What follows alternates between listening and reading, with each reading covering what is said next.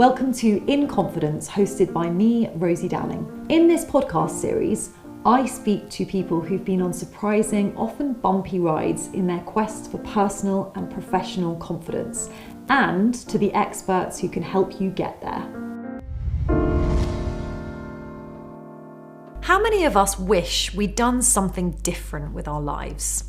My guest today, best-selling author Alisha Fernandez Miranda, is one of those rare and inspiring people who turned her back on professional success to pursue a dream. Your memoir, My What If Year, is about your decision, aged 40, to totally change your life. You know, I had built my career in the philanthropy world, set up a business with my husband, super high achieving person my whole life. I was approaching 40, had 2 kids. I started my career consulting to big companies on how to give their money away. And then my husband and I set up a business doing that same type of work, consulting to individuals, families, and foundations and companies on how they give their money away and create more impact in the world. So extremely fulfilling work. And yet I found myself thinking, is this even what I want to be doing?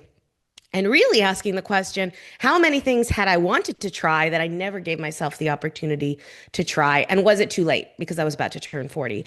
And so I had this idea that had been percolating for a while that really started because I was always obsessed with Broadway musicals my whole life. And I had never done anything about that. I was too afraid to ever audition, was too afraid. I just couldn't even imagine a creative career. It was not in my do the thing, get the job, get the promotion, get the money DNA.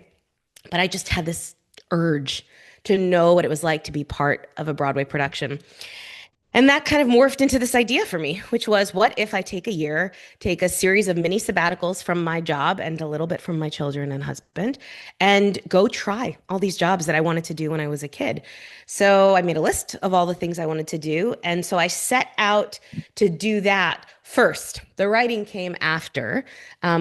But the idea to take this time to go do these internships is the thing that came first. It sounds like the life that you describe is one that many people would aspire to.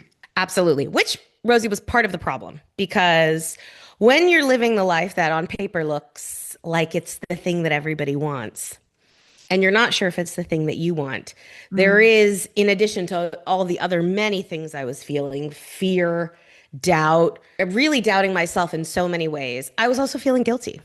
I was feeling guilty that here I was living the life that not just everybody wanted, that I wanted, the life I had aspired to live. Was obsessed with London as a kid, total Anglophile, loved the Spice Girls, was like single-mindedly wanted to move to the UK, did that, had my little terraced house in London, you know, had my 2, I wouldn't say perfect, my kids are amazing, but they are definitely not perfect, had my 2 kids, boy and a girl, had the nice husband, had the CEO title, had the French bulldog with the face for Instagram. It was all the things that I was supposed to want.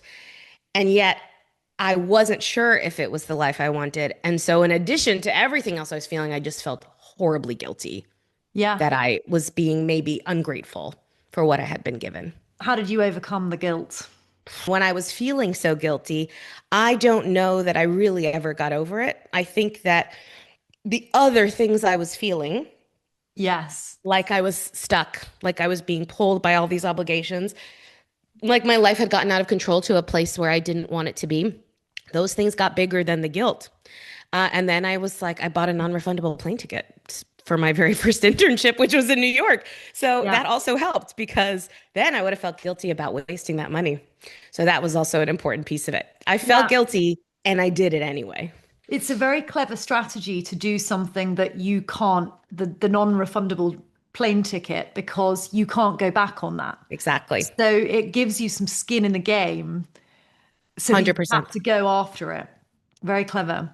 Okay, so this is a podcast all about confidence, and I'm looking for the secret ingredients of confidence. What kind of confidence does it take to turn away from a comfortable and secure life, even if it's not necessarily the life that is making you happy and fulfilled? I think that the secrets, I mean, one is that I had a really good cheering squad, you know, a really good cheering squad. My husband was, from day one, so encouraging And you've read the book, so I give So him on his board. props. But he really was. And when I was doubting myself, he was there to pick up the slack and say, stop. Yeah. Stop this. Stop spiraling. This is the right thing. You need to keep doing it. When I set out to go get my internships, I was like, great, I'm a CEO, Harvard grad. How hard could this be? I'm working for free. I emailed well over 100 people and mostly got ghosted. Like, people didn't even bother to respond for an unpaid internship. And I think I sent like the first three and nothing. And Mm. I was like, well, I tried it. It didn't work. And it was my husband who was there saying, absolutely not. You've got to try again. You've got to keep going. My friends, my close girlfriends who were really on board with this, instead of thinking I was crazy, they were so excited about the prospect of doing this. They were not just there cheering me on, but helping me out. So definitely, when I felt my confidence dipping, I knew who to call, who was going to boost it up. And I was Yeah. really lucky to am really lucky to have those people in my life for sure. Was there anyone who wasn't so supportive? I mean, like everybody else. Okay. So what kind of I, reactions did you get? you know, um, my parents were skeptical.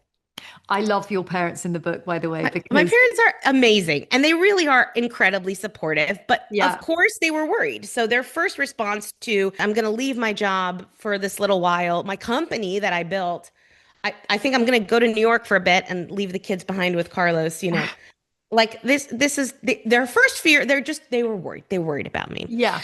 and they couldn't really understand why.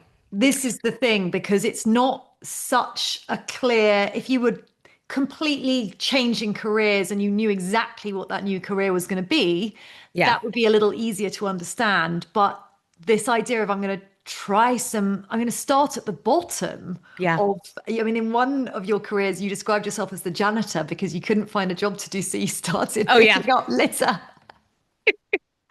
But it's hard to get on board with that. People just didn't, they couldn't figure out why. It was almost as if it was so transgressive that I wanted to do something just to try it. Like, Yeah. when I would sometimes mention to people, so you asked who else was skeptical. Well, I had lots of different responsibilities. In addition to my company, I was the parent rep for the kids' class at school. I was serving on a bunch of nonprofit boards, and I had decided I really needed to clear the decks if I was going to do this. So I started stepping back from these things. And I remember sitting with the headmistress of the twin school and explaining to her what I was doing, and she was like, but I don't understand. Like, why? So Yeah. sometimes I would tell people, oh, and I might write a book about it after, just because that seemed worthwhile. To Oh, validate it. you have an aim. Yeah. Exactly. You have some kind of goal or objective. But as if the idea of just doing these things that I dreamt about doing, that I felt passionate about, Yeah. maybe I wasn't ever going to go do this as a job. Like, that was very difficult for most people to understand. Yeah. So what helped you then? Because I imagine there's lots of people listening to this thinking that they want to do something and they don't know how it's going to turn out. And maybe they, like you, they want to try something. Maybe that's not necessarily a new career. It could be a different relationship, whatever. What did you do to silence those voices or to communicate differently with those people, the dissenters? Yeah. It's a great question. I don't think I realized that I was doing it consciously at the time, but of course now I've had years to reflect and write a book about this experience. And I think there were two things I really did. One was that I did not ever conceive of the whole thing at once, right? Yeah. Like, the idea of a huge change of a whole year, of leaving my job, of anything, it was too big to think about and terrifying, frankly, to think about Mm, all at once. So I really just focused on the next thing I had to do. yeah. So I was like, yes, it would be amazing to do a year of internships, but I'm going to get one internship first. And if I need to get one internship, oh my God, that sounds huge. Well, okay, what I need to do is today I need to email these 5 people who might be able to get me a job. Today I need to book my non-refundable flight because I got a position. It was one small thing at a time, because the idea of a huge change was just not like I couldn't even fathom it. And it felt like it would be such a risky move. So Yeah. I But took very small steps. it was also the outcome, wasn't it? It wasn't the purpose. The purpose to me reading the book was to go and experience a Yes. different life, to explore yourself and the world in another way. And the outcome was a huge change, which we'll Exactly. get But onto. that was never, Yeah. I knew what the problem was, but I didn't know what the solution was. And that for me, who had been a consultant for most of my life, was very uncomfortable to be in Mm, that position. I knew that I wasn't feeling fulfilled.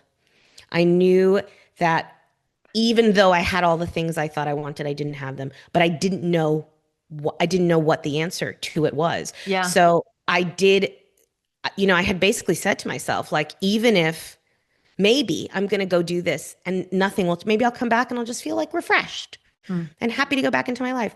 But I need to have this experience. Like I need to go and do the thing that I really want to do. And so that was the extent of it. Like it wasn't about the bigger picture. It was about focusing on the small things that I could manage and control within the situation until, spoiler alert, this all took place in 2020. The pandemic happened, and then I couldn't control anything that was going on, nor Yeah. could the rest of us. And the other thing I'll say that I do is that I am generally, I would say a risk averse person, Okay. in spite of the fact that I went and took all these risks. But it was very important to me to mitigate the risks. So So with that was, everything, yeah, no, yeah. go ahead. I was going to ask, what were the risks? I mean, there were the practical risks, right? It was like I was spending time, if I was stepping back from running my company, what would happen to the company? What would happen to my Mhm. clients? Would we still be able to afford everything we needed to pay for? Because I wasn't going to be getting paid doing these jobs. So in a sense, the company still had to keep running, even though I wasn't going to be there. I did feel like it was risky. I felt like it was risky to leave my children Yeah. with my amazing husband, but who was never responsible for all the He day to was day. asking how to use Yeah. the washing machine, wasn't Was he? asking how to use the Which washing many machine, husbands do. who made lunch and sent the kids to their nut-free school with pesto because he forgot it had nuts in it. He had his moments, but he also had a very busy job. So that Yeah. felt risky. Like one, will my company fall apart? Two, will my family fall apart? Mm. Will people think I'm insane and that will somehow impact how they view me in the future? Yes, I was You wondering know? about the potential shame element Yeah. of how could you fail? I guess you were testing stuff out, weren't you? But Yeah. how But could you it fail? still felt like, would they question my judgment? Would they not trust me? Would they think I had gone off the rails? Like, or what if I was so bad at the things I was doing, which I was actually in some cases. But that also felt, I was like afraid of that. What if that happened? So Yeah. so there were many practical things that felt risky. For me, honestly, I think the biggest risk felt like, what if this doesn't work? You know, Yeah. I was in a place where I didn't feel happy, satisfied. And the more I started planning and preparing for this set of internships I wanted to do, the more I had convinced myself that this was like the solution to whatever I was feeling. Yeah. And the thing that kept me up at night, the thing that I was really worrying about was like, what if it's not? What if I do this and I still don't feel what do I do? Yeah. And that was really difficult to deal with. And what's the outcome of that? Did it work? Oh my God, yes. But I think also it completely renegotiated how I feel about failure and success. And so, and it made me value the journey in a different way than I had before, and not just the end, but like actually the process of going through it. My entire life did end up changing as a result of the Mm. actions of that year. I decided to write a book. I realized that I loved writing and I wanted to be doing that. And that sent me on a pinball machine down an entirely different career. I'm now working on my third book is on submission. My fourth book is being written and planned. I get to make somewhat of a living writing in a Yeah. creative profession, which I never dreamed was going to be something that was accessible to me. I moved from London to Edinburgh, where I'm very, very happy to call home. And I think that required a lot of confidence, actually, to be able to say, can we all make our life work in a different city? And is this the right thing to do for our family? Which it was. But I also just learned that you have to have the experiences, you have to try, and that is the thing that matters. That is how you grow. Yeah. It is not whether or not I succeeded or failed at these internships. It is not whether or not my book made the bestseller list or didn't. It is about going through the experience, putting yourself out there, not being afraid. And that was the single biggest change that that experience had for me because I had previously been a person who was so terrified of failure that I wouldn't ever even attempt to do something that didn't feel like I was going to be able to slam dunk like right away Yes. in everything, in my career, in my personal life, in everything I did. And I am not that person anymore. And for that, I am truly grateful for the experience I had. Yeah. And the world that we live in is so set up with metrics decided by other people, Mm, whether that is, as you say, how many books or tickets or whatever you sell, how many followers you have, how much money you make. hmm. And what it sounds like is that you've created a new metric system for yourself. Yeah. Did I learn Yeah. something? Did I have fun? Did I have fun doing this thing? Did Yes. I learn something new? Did I feel uncomfortable? And then get that amazing feeling of pushing past the discomfort and then being able to say, oh, I did that thing and it made me uncomfortable and I did it anyway, you And I know? still did it. Yes, And you I still described did that it. so brilliantly. So that was what I was going to come to. Could you tell us a little bit about your life as an intern? What kind of jobs did you do? So my first internship was on Broadway.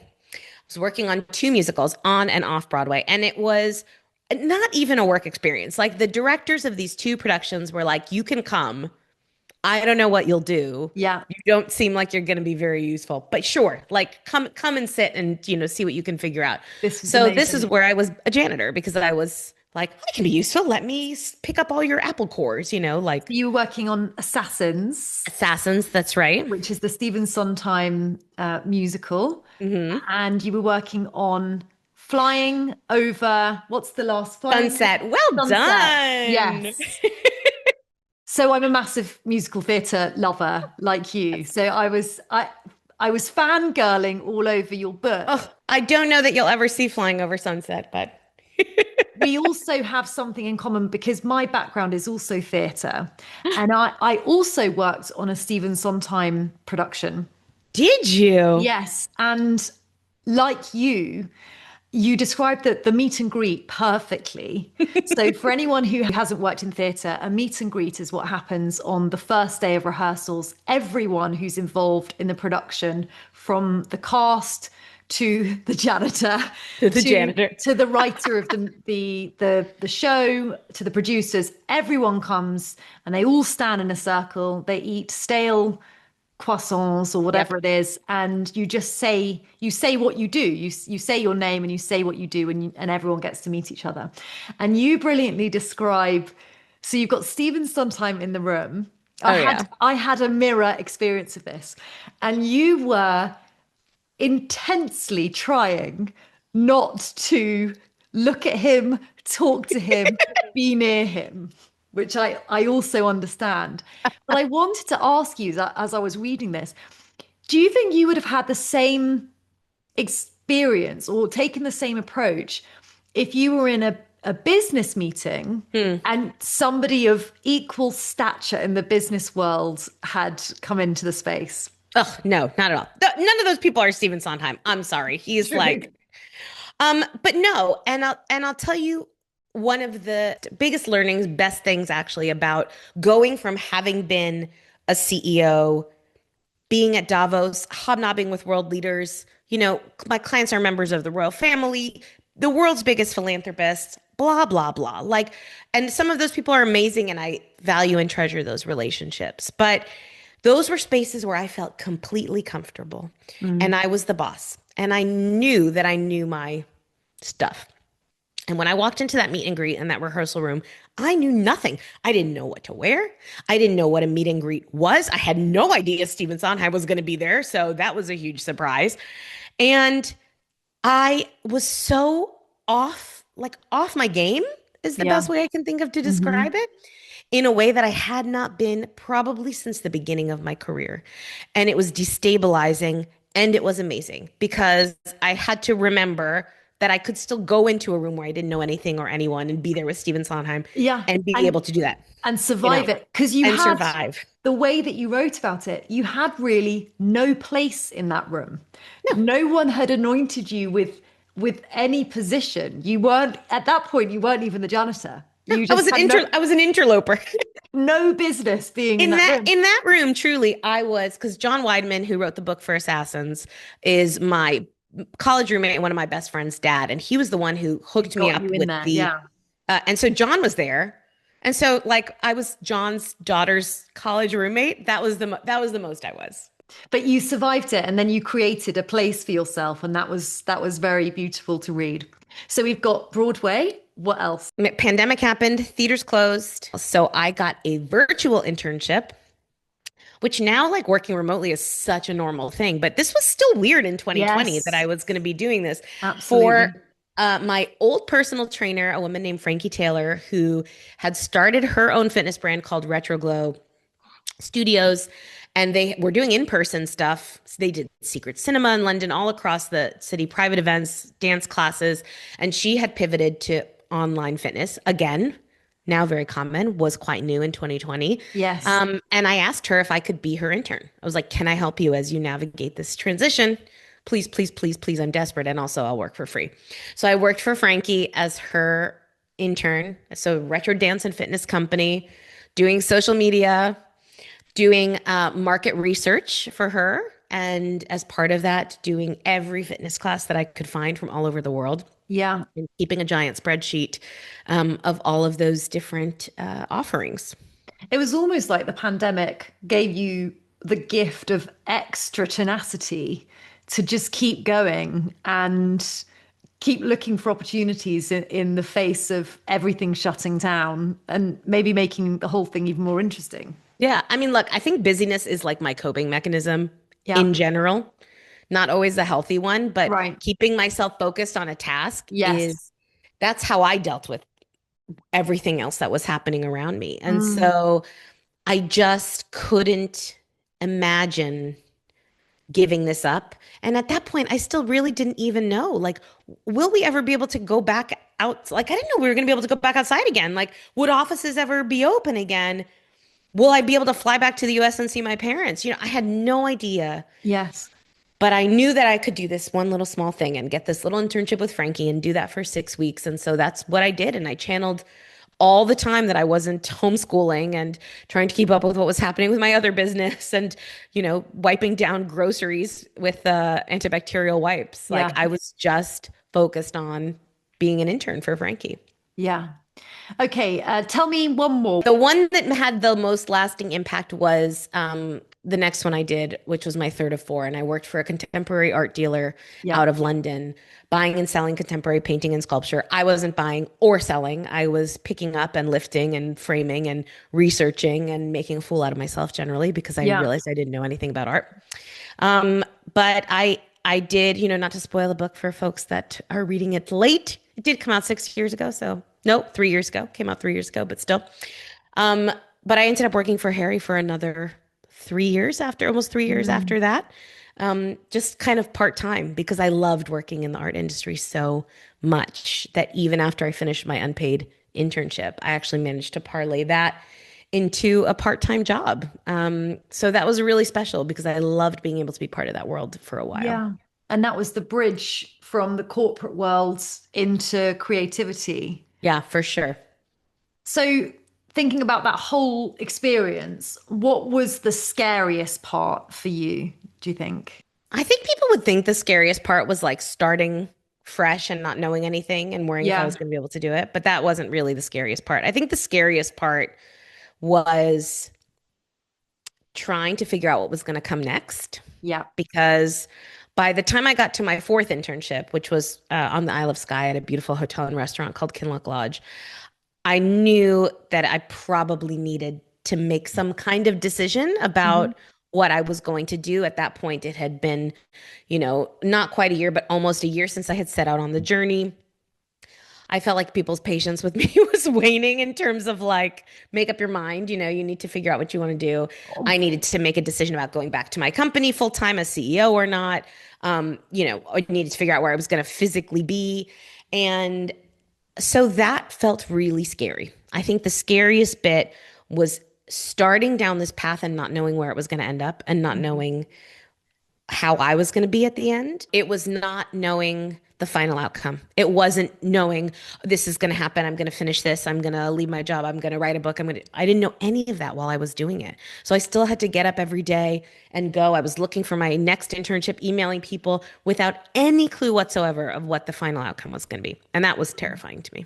The thing about uncertainty is that the thing that we believe we can be most certain of, actually we can't. I mean, you couldn't have predicted the pandemic happening at that time.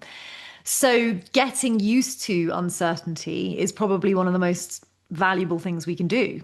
I mean, it's resilience, isn't it? It's like the skill I'm constantly trying to teach my children is that you won't always know the outcome. The only thing you really can control is how you show up and how you deal with it and how you move forward. Yeah. But there's so much that you can't control. And you have to be able to pick yourself up if things don't go the way you want them to go. Yeah. So you mentioned that you have completely transitioned and you are a writer, and you went on to write your second book. You're now writing your fourth book. So your second book, which is a novel this time, Someone's Got to Give. Yes. Tell us what it's about. Well, I mean, like writing a novel was another what if question for me because I love reading novels, but I had no idea how to go about writing a novel. And even though I had written a memoir, not the same thing at all. So I set out again with that same blind optimism. I was like, how hard could it be?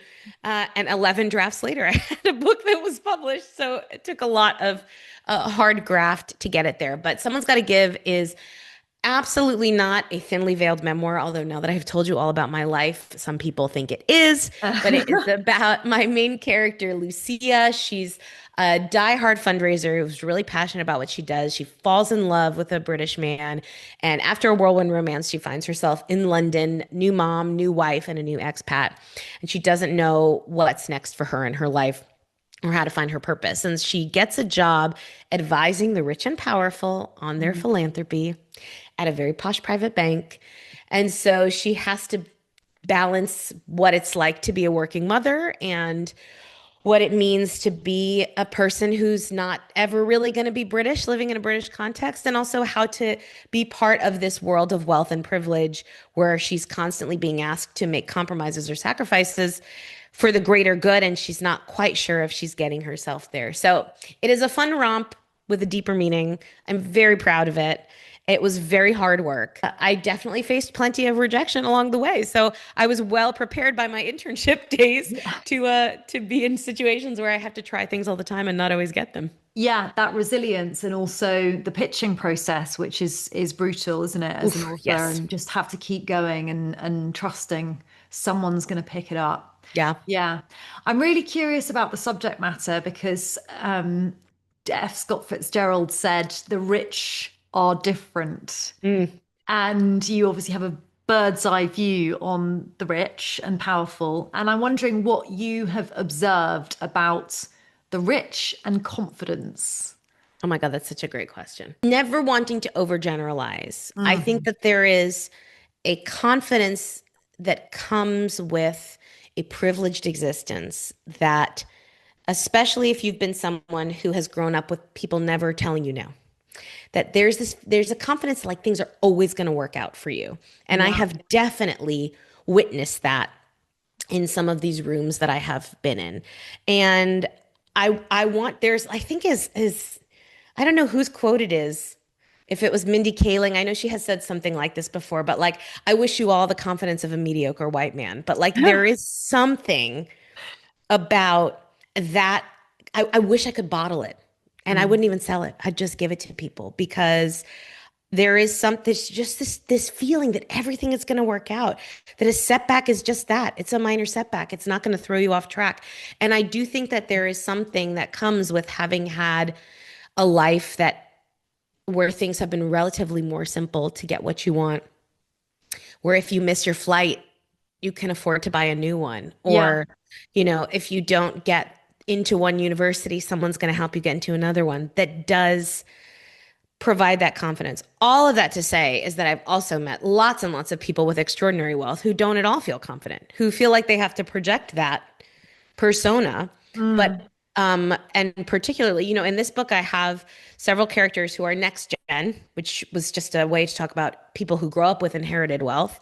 And I love working with next gen because I think that they are much more complex. Just writing about next gen is so much more, they're much more complex Mm. characters than people would give them credit for.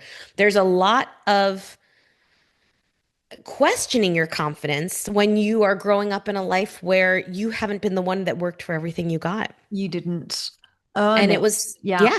And who am I? Can I ever be as good as my father, grandfather, great grandfather, whoever it was that made all the money? How do I prove myself in this world where people are always going to think I got a leg up from the beginning? Mm. And so it's not that it's always easy. And it was actually really important to me in this novel to portray a really wide variety of experiences when it comes to how Lucia's clients and the people that she moves through her world with think about confidence, how they are or aren't confident, because there is such a great diversity and gray area, even among rich people, Mm. that I think it was important to be true to that. Yes.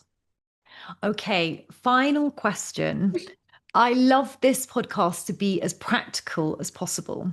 So I would love to get your advice for anyone who is in the situation you were in 2020. They'd love to change their life around somehow, but they don't dare to.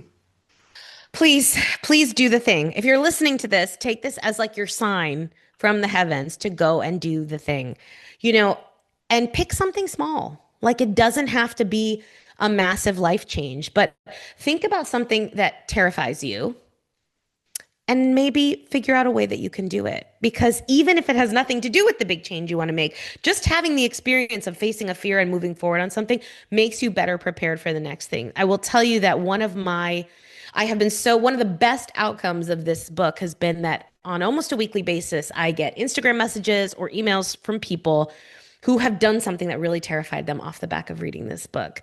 One woman who works for a big insurance company always wanted to be a stand-up comic. And so she signed up for her like local homeowners association talent show and did a 10-minute stand-up routine in front of all of her neighbors and friends.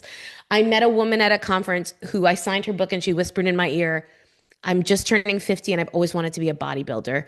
And a year and a half later, she sent me a reel on Instagram of her first bodybuilding competition that she entered. Like that is what it is about. And there is nothing particularly special about me that enabled me to go and do this, except that I did it. And I really feel like anybody can just do the small thing that maybe is going to lead you to the big thing. So please take the small step and just buy the non-refundable ticket. Like do the thing that's scary. It will even if it doesn't work out the way you think it will be worth it in the end. So that is what I hope people are able to do off the back of listening to this. I feel like that's a perfect place for us to end this conversation. Alisha, thank you so much. Thank you for reading. Thank you for having me. It's so nice to talk about my what if year. It is like my favorite subject. So thank you. This podcast is designed to be practical. I want to actively help you boost your confidence. For that reason, each episode is accompanied by a short Substack post with a tool or an exercise to help you apply the ideas we've explored in your own life. You can find those by subscribing to In Confidence on Substack, and these posts are free for season 1 only. And if you have a question for me or a comment on one of the episodes, or you just want to say hi, you can email dearinconfidence@gmail.com, or you can WhatsApp 07377 231 025. That's all from me. See you next time.